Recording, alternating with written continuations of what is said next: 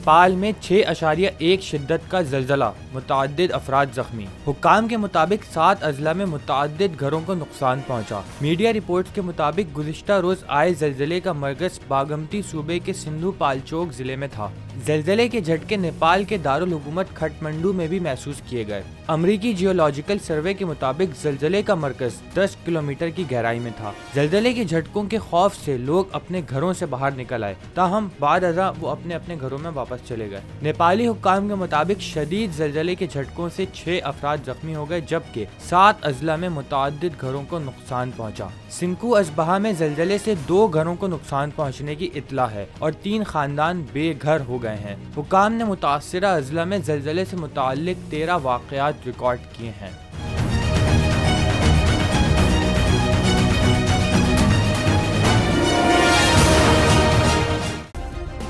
Subscribe करें और bell दबाएं ताकि कोई खबर रह न जाए।